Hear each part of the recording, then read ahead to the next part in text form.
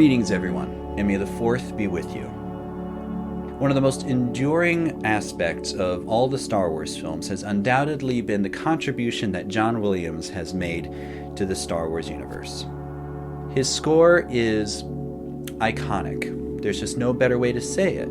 It represents an entire genre of science fiction and fantasy that has yet to be matched, in my opinion. In this video, we're going to discuss one of the primary themes of Star Wars, arguably one of the most beloved, and that is the theme of the Force. We're first introduced to the theme of the Force as the binary sunset, in which Luke Skywalker, lamenting his loneliness and his isolation on Tatooine, stalks out of his dining room and goes up and watches the twin suns as they set over the west in Tatooine above his homestead. This is about the first time that we really have ever heard the theme of the Force, and so it is very primordial and is sort of the benchmark for what we measure other instances of the Force theme against. Let's take a listen to the original version of the theme, and we'll talk about it.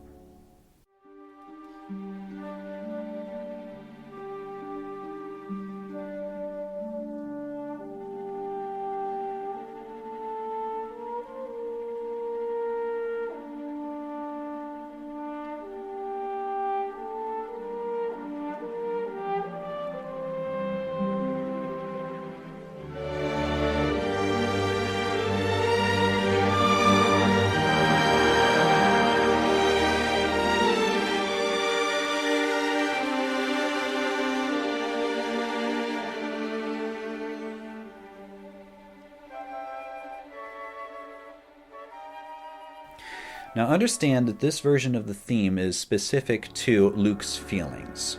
He's lonely, he's isolated, he longs for adventure. He feels a yearning in his heart for something that he doesn't know what. It's the classic feeling of, there must be something else out there, and I wish that I could take hold of it. I wish that I could control my own destiny and step forward into a larger world. The use of the French horn is a genius move on John Williams' part, because the horn allows itself to express heroism and yet sorrow at the same time. It allows you to be pensive and melancholy, and yet it also allows you to express determination and resolve. The iteration of the French horn in the binary sunset is earnest and thoughtful. It's expressing his wishes to be part of a larger world, and yet his inability to do so as well, and thus the mournful aspect of it, but not sad. The thing I love about orchestras in the 70s particularly is how they weren't afraid to put a little bit of extra feeling into their playing, a little extra vibrato. You hear that a lot in 70s popular music where strings are present, where they are bold, they are expressive. And I love that particularly about this version, as the strings soar on to the high point of the answer to the original theme. Another thing to note about this original iteration is that the strings section is gently supporting the French horn, particularly as it climbs to the high note. I think that support is more present in this original version than perhaps in the other versions. After the climax of the theme, the cellos and the lower strings work their way downward stepwise, indicating a coming down after an emotional venting, this yearning as you watch the sunset. The stepwise motion brings you back down to the ground. After you've had your thought, you've said your prayer to the deity, to the Force that is out there wishing that you could be somewhere, and yet you have to step down to reality. The thing that makes this theme so primordial is that this is the call of the Force to Luke. Luke knows that there's something out there. He feels the call of the Force, and as such, this version of the Force theme, as will later hear in other films, this version is pure. It's fitting that the harmonic structure is as simple as possible, with as few transitional notes or as few little extra colorations as possible. It's just a monophonic progression of chord that carries on through and has as few changes as possible. It keeps it simple and direct, and it leaves the theme open for later interpretation and revising later. What we're going to do is we're going to compare the instances of this particular version of the theme against the other iterations across the different films. The next time that we truly hear this theme in this form is at the end of Return of the Jedi, at the funeral pyre that Luke sets on the forest moon of Endor. There have been other iterations of the Force theme, but none that really comes back to the original time that we hear it on the planet Tatooine. And the reason that it comes back at this point in the film is to help wrap up this original trilogy sound.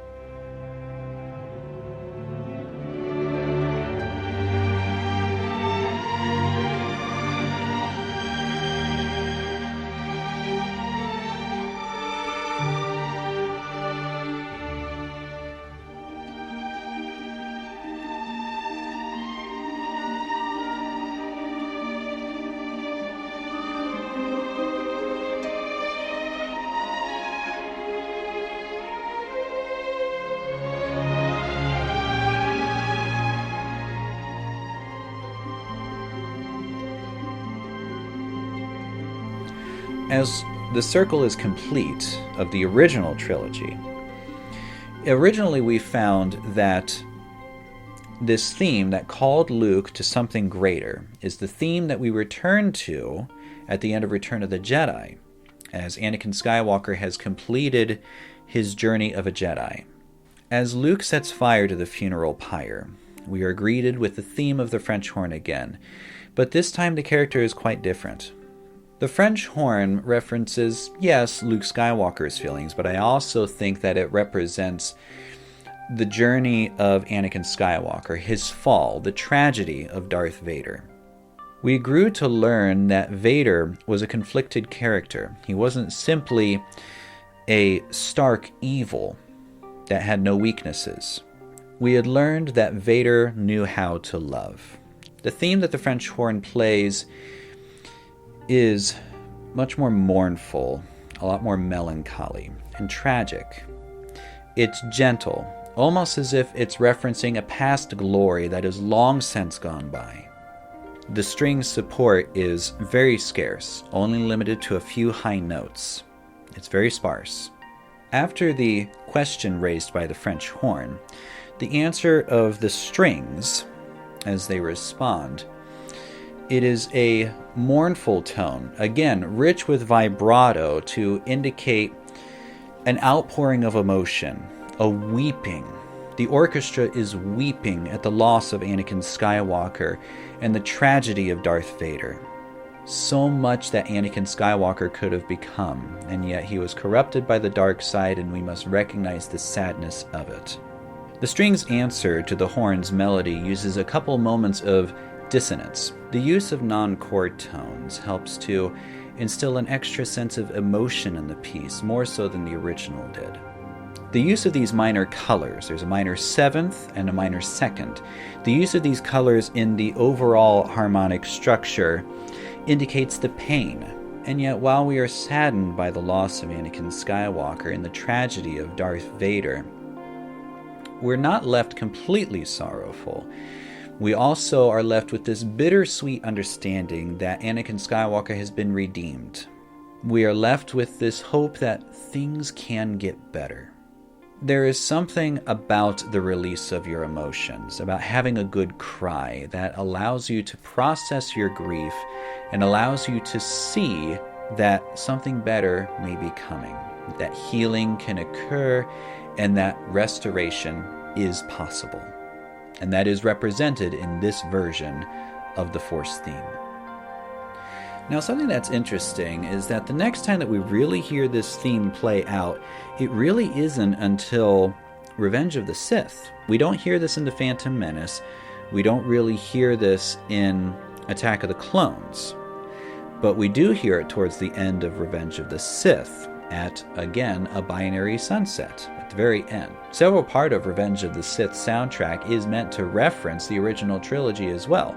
And so this is the perfect tie-in that leads us into the original trilogy.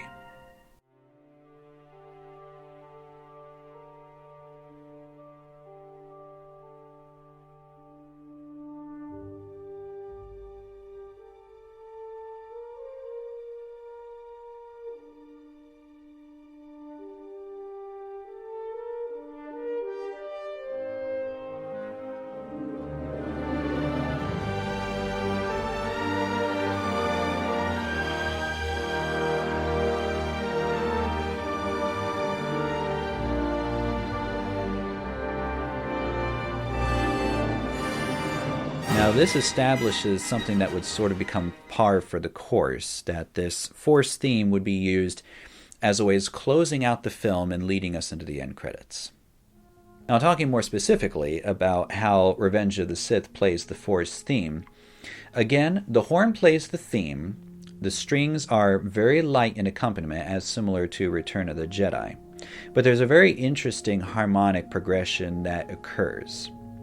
Instead of simply going from the 1 to the 4 chord to the 5 chord, this new course of harmonic progression goes from the minor 1 to a borrowed 2 chord, from the G minor to the A flat, which would then lead to the D major. This particular version of harmony will be played out into the sequel trilogy as well. And so to that extent, when you hear the Revenge of the Sith version, you pretty much hear what it's going to be for the next 3 major motion picture releases of the film, with only slight variations or balances of orchestration. But what can be said about this essentially final version of the Force theme is that rather than being introspective or emotional, it takes a more grand approach. At the end of Revenge of the Sith, the hope of the galaxy is laid away in the arms of 2 moisture farmers on the backwater world of Tatooine. There's a much bigger picture going on here, and it's reflected in the orchestration of the answer to the theme's question. After the French horn provides its statement of the question, the orchestra answers as a whole, not simply as the string section, but incorporating all of the members of the orchestra. The brass is there giving supportive beats of harmony while the strings play the melody. And as such, it is a bigger picture. It's a larger galaxy. There's great things at stake here. It is not simply an introspective version of 1 or 2 people. As the melody finishes, an interesting note is how the bass line breaks the chord down in solid notes that are distinct from previous versions of the theme that have been played thus far. The use of these stronger bass notes adds a sort of finality and continues this idea of the bigger picture, the larger world. And then this Revenge of the Sith version of the theme establishes a new tradition of using the Force theme to close the movie and lead us out into the credits. And thus it would be the same way for the sequel trilogy. There is really very little or only subtle differences between the use of the Force theme. If anything, it tends to be faster and abbreviated. And in the case of at least The Force Awakens, there is a more drawn-out ending. There's more transitional material that's leading us into the credits fanfare. But again, in the cases of these sequel versions of the Force theme, the melody is alone with very little harmonic support. The Last Jedi uses actually something that sounds more like a very quiet trumpet, rather than the traditional French horn. But again, the orchestra swells together and rather speeds its way along through the answer of the theme. This is rather different from the original versions where it's slow and it's drawn out.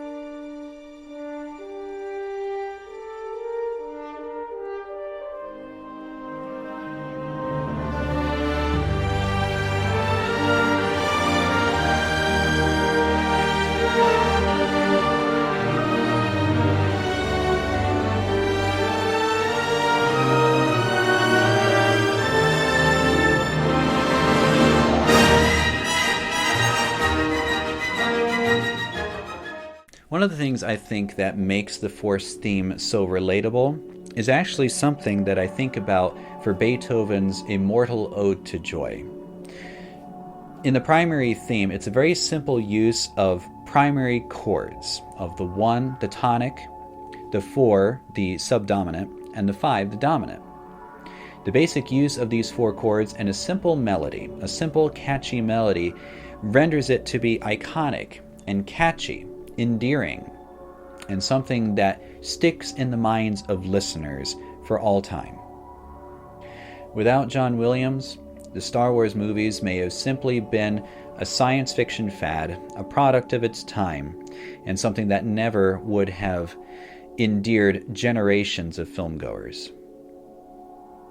And as such, we owe much to John Williams, his musical genius, and his humility to never say that it's good enough, but to always keep working and to always keep striving for better. And so, like one of a million, I thank John Williams for his contributions to the Star Wars universe, and he will continue to be thanked as he has been for years and as he will be for years to come. Thank you very much for watching, and may the 4th be with you.